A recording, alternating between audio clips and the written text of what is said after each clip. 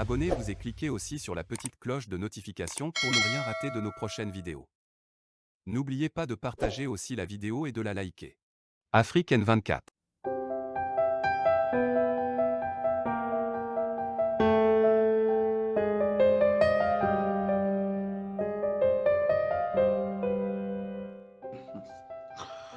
Abuja, bonjour. Abuja, Mpakaye apport. Sinon, Mpakaye quoi. Je vais bien. Abuja, je t'ai écouté et je te remercie infiniment.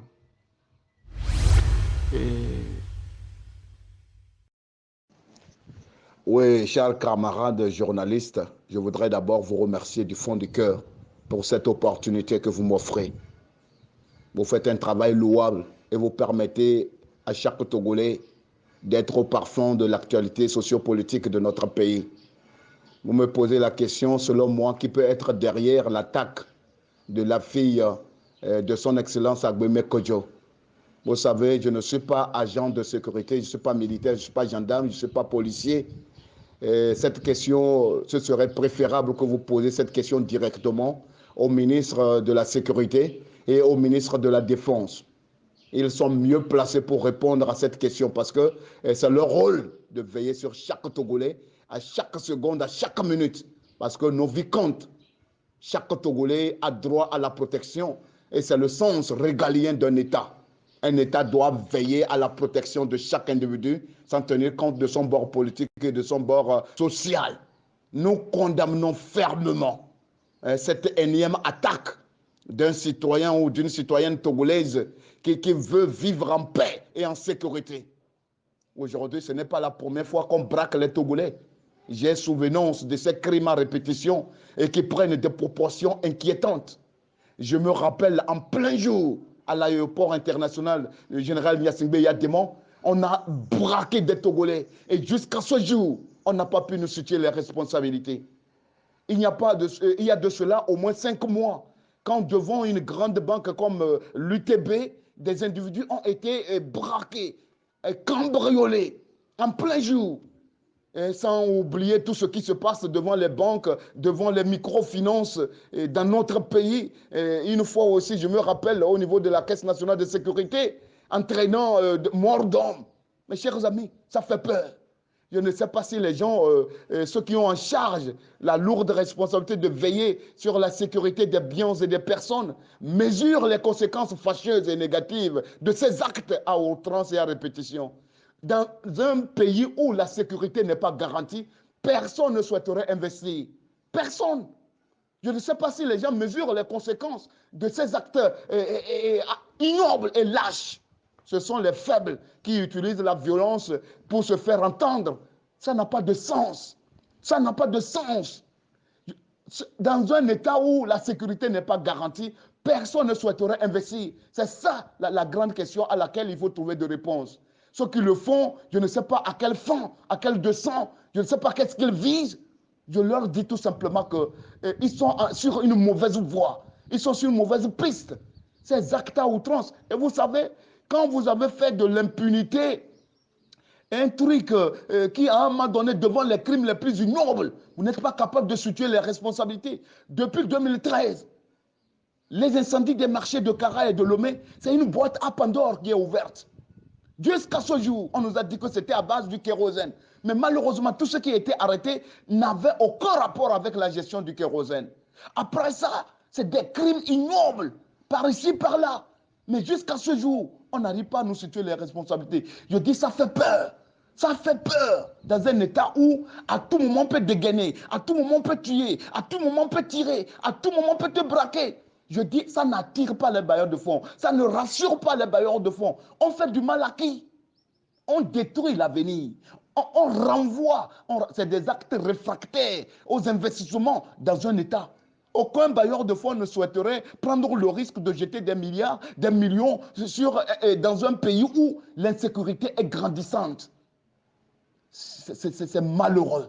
Encore une fois, ce qui s'est passé hier au domicile de la fille de son Excellence Agbemé Kodjo, nous ne savons pas ceux qui sont derrière, mais nous exigeons une enquête rapide et directe pour qu'on puisse situer les responsabilités. C'est inadmissible, ça n'a pas de sens.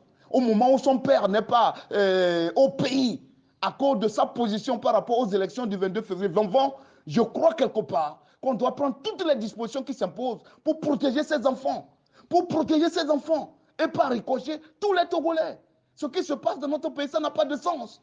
C'est pourquoi dans les points inscrits dans nos revendications par rapport au meeting qu'on avait prévu pour le 25 juin, repoussé sur le 16 juillet 2022 à 14h à Bekelgui, il y a un point qui stipule non à l'insécurité sur la terre de nos aïeux, non au braquage sur la terre de nos aïeux. C'est pourquoi je dis que ce meeting, c'est le meeting de tous les Togolais.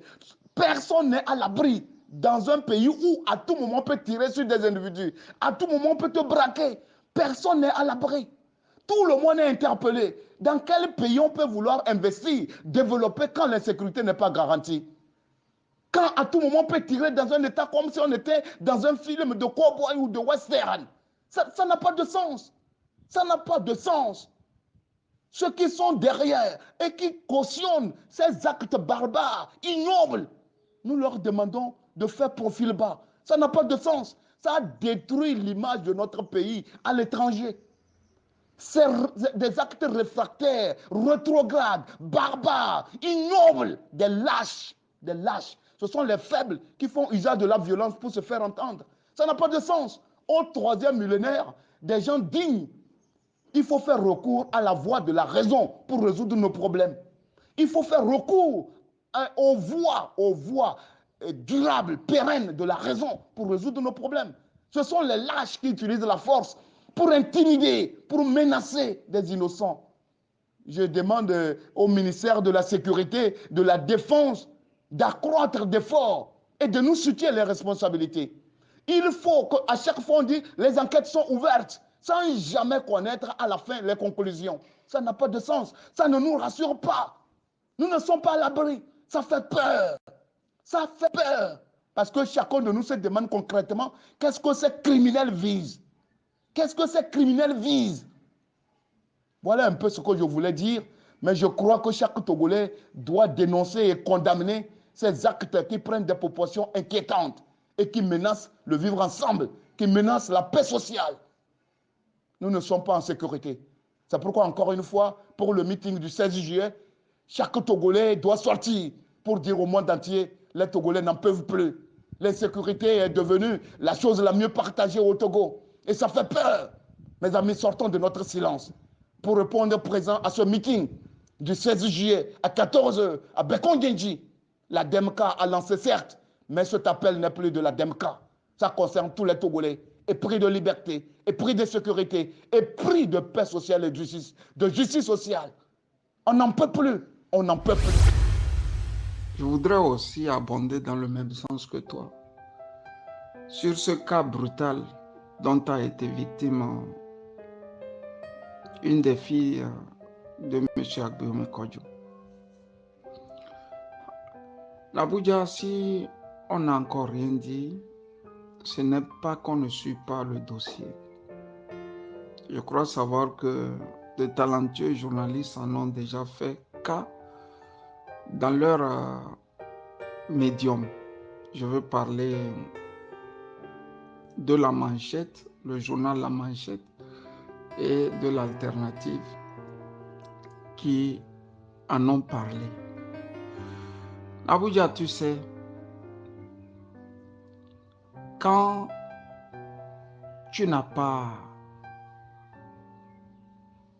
un mal, tu ne sais pas au fait expliquer le mal.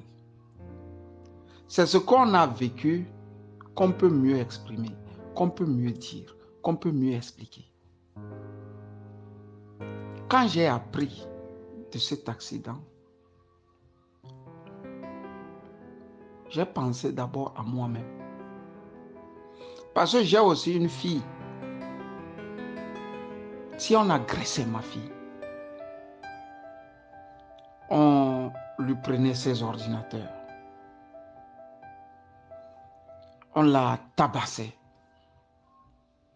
Et plus loin, si on allait jusqu'à toucher à son intimité, comment j'allais réagir.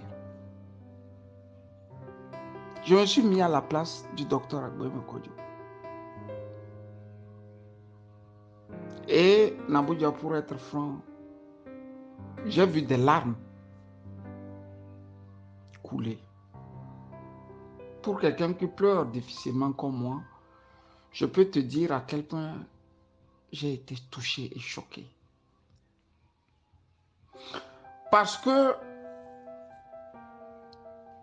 ce n'est pas un accident comme nous le voyons où 2 ou 3 petits voyous du quartier veulent prendre de l'argent à quelqu'un, l'agressent et s'emparent de ce qu'elle a, parfois le porte-monnaie, parfois un ordinateur, parfois un appareil photographique et s'en va.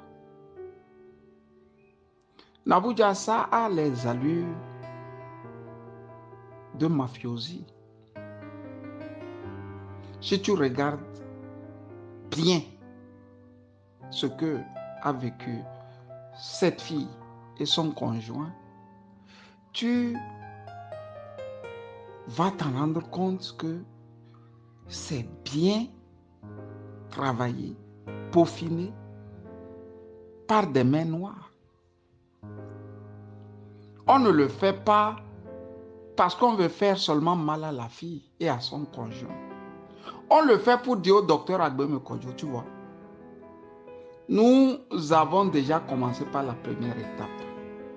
Il y aura la seconde, il y aura la troisième, et ainsi de suite. Tu as dit que tu es dans un champ, tu restes dans ce champ et tu la boucles. C'est le message qu'ils veulent donner. Sauf en Sicile, en Italie, la mafia arrive à faire de ces trucs. Vous voyez bien que ce long règne des Gnassingbé a finalement créé une forme de mafia sicilienne en pleine civilisation togolaise, où on braque la femme de quelqu'un, ça ne choque personne. Où on braque la fille de quelqu'un, ça ne choque personne. À moins de 2 ans, je peux dire que cette famille a connu les pires braquages. Au lendemain de 2020, si vous avez encore bonne mémoire, c'est la femme de Agboime Kodjo qu'on avait mis par terre. Les enfants passaient à tabac. Comme si cela ne suffisait pas, on retourne encore au lieu du crime, chercher cette fois-ci une fille. Pour vous dire que nous reviendrons toutes les fois qu'il y aura comme si tu vas revenir et nous prendre ce que nous ne méritons pas. Je veux parler du pouvoir. Ils ont cette hantise là-bas, à Lomé 2. Ils se disent qu'il viendra, il viendra. Il va reprendre sa chose. Vous savez, il y a des phrases qui tonnent encore. De ces phrases où Agboime Kodjo disait, vous avez des patates chaudes dans les mains. Et quand vous faites une analyse froide de ce qui se passe actuellement au Togo, vous remarquerez que les patates chaudes sont bien dans les mains de Faure Gnassingbé. Il dirige, mais assis sur du brasier. Le Togo n'avance pas, lui non plus. Il ne recule plus. Donc il est stagnant. Il est là. Il stagne comme ça. Il est là. À droite, chez lui, les pays font ce qu'ils peuvent faire pour sortir de la misère. À gauche, les pays font ce qu'ils peuvent faire pour sortir de la misère. Mais chez lui, il tourne en rond. Tu n'as plus d'idée, quoi. On revient à la fameuse phrase de du général Olusegun Obasanjo, qui lui disait déjà en 2017 qu'après 8 ans, tu n'as plus les idées de diriger un pays. Le reste, c'est du saupoudrage. Il allait plus loin, le président nigérien, en disant à Faure Gnassingbé, tous ces enfants, tous ces jeunes-là qui te disent de partir, c'est parce qu'ils en ont ras-le-bol. Vous avez vu, le Kabila, il a insisté. Il est là-bas. Son pays n'avance pas. Lui non plus ne recule pas. Il est au milieu. Il est là. Il attend. Dans la conception très kabienne du pouvoir, c'est à nous. C'est à nous. On doit protéger ça. Quitte à ce que beaucoup meurent. Quitte à ce que beaucoup meurent. C'est à ça que nous sommes. Quand tu as une fille, Nabouja, comme moi, Kamisali, et que tu apprends qu'on a violé une fille au bout du monde, tu es paniqué. Si tu es au volant, tu ne commences pas à voir comment appeler ta fille. Et c'est instantané. Tu es dans la voiture et tu apprends par la radio qu'on vient de violer une fille en Espagne, au Portugal, aux États-Unis. La première réaction, tu appelles pour voir où ta fille est. Et plusieurs fois, ça m'est arrivé moi. Donc, Nabouja, le simple fait qu'on m'a dit qu'elle a été agressée, j'ai pensé d'abord à ma fille. Si ma fille a été agressée, comment je fais? C'est une manière de traumatiser le patron du parti MPDD. C'est une manière de traumatiser la DMK dans son ensemble. Parce que quand vous apprenez de ces choses, vous vous dites, mais à qui le tour? Et le moral prend un coup. Nabouja, je vais te faire une anecdote. Quand Faure avait laissé ses soudards tuer le petit là, le petit élève là, à Dapaon, je crois que c'est le petit Douti. Magistralement, nous avons retrouvé une photo de Faure où il jouait avec sa fille. Il la tenait comme ça, comme la mère poule. Donc, on a fait un article et c'était la photo de couverture sur l'article. Mais un de ces ministres nous a appelés. Comment vous exposez la fille du président? Quand il a fini de déverser son fiel,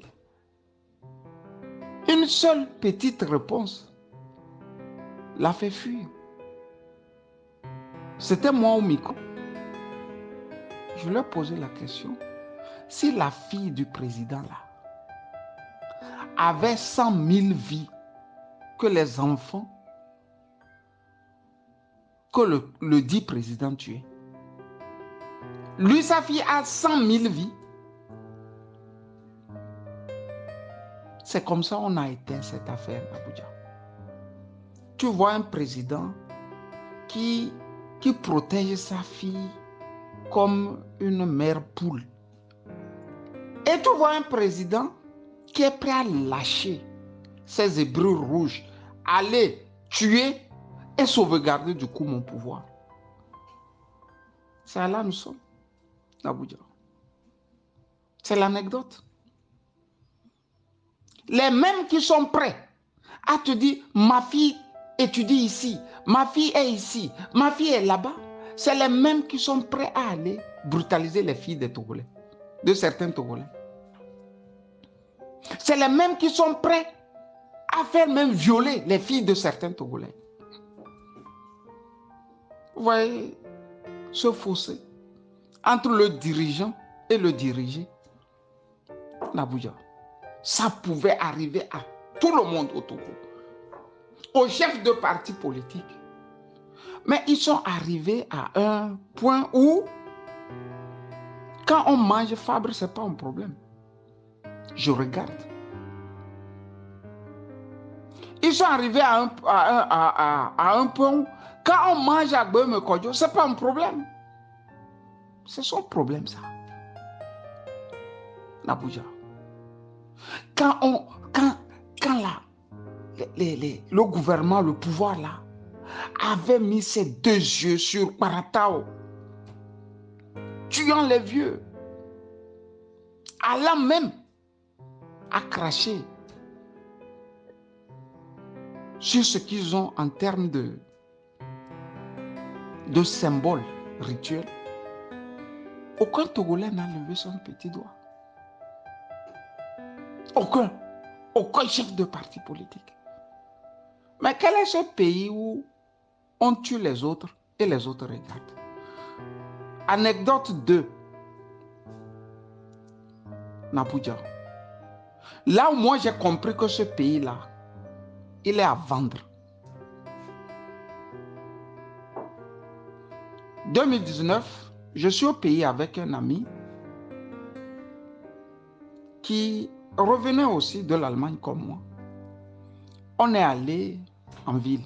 En revenant vers les rails d'Agoy, là,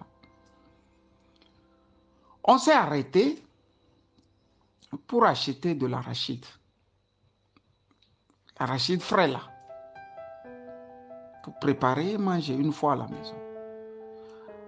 Après quelques minutes, on entend boum!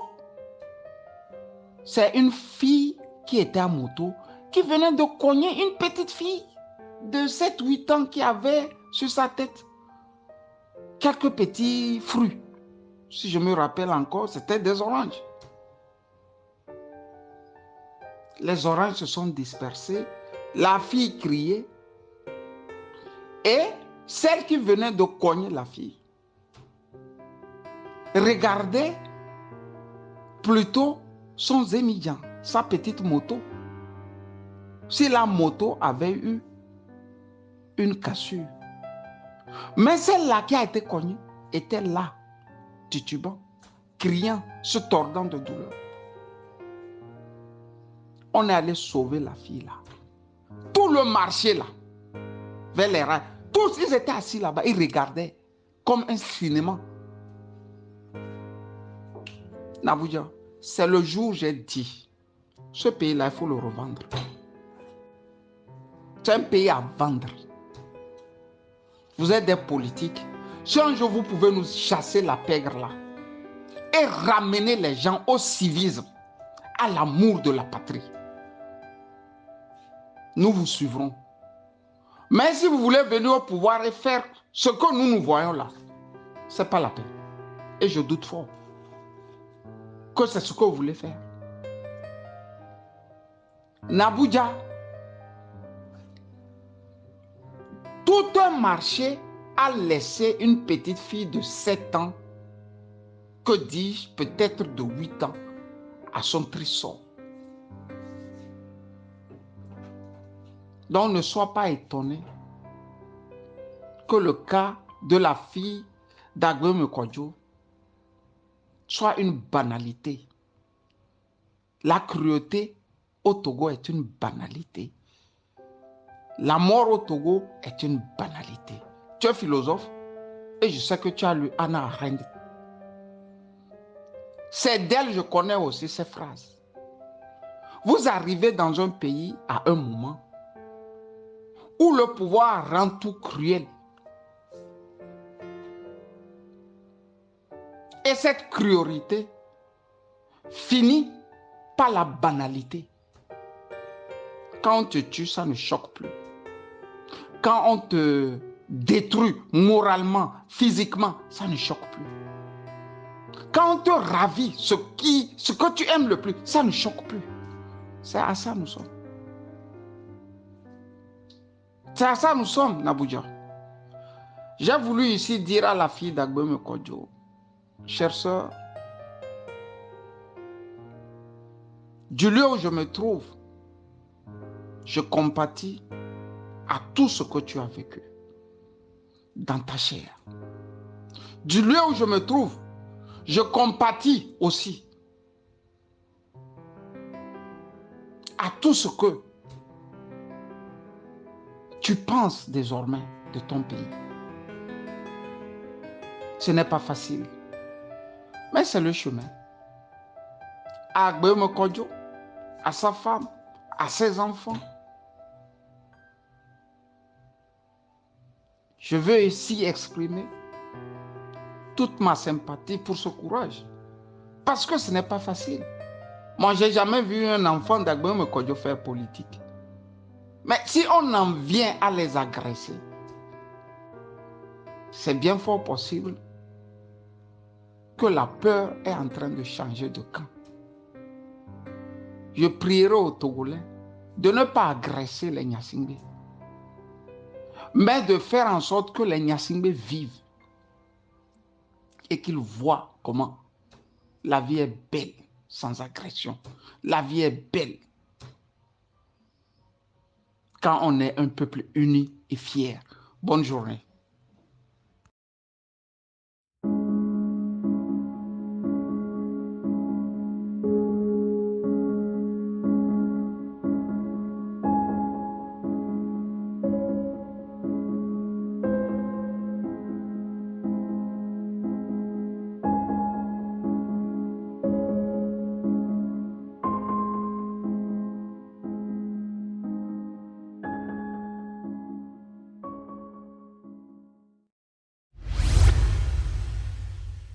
Likez la vidéo si ce n'est pas déjà fait. Laissez aussi votre point de vue en commentaire.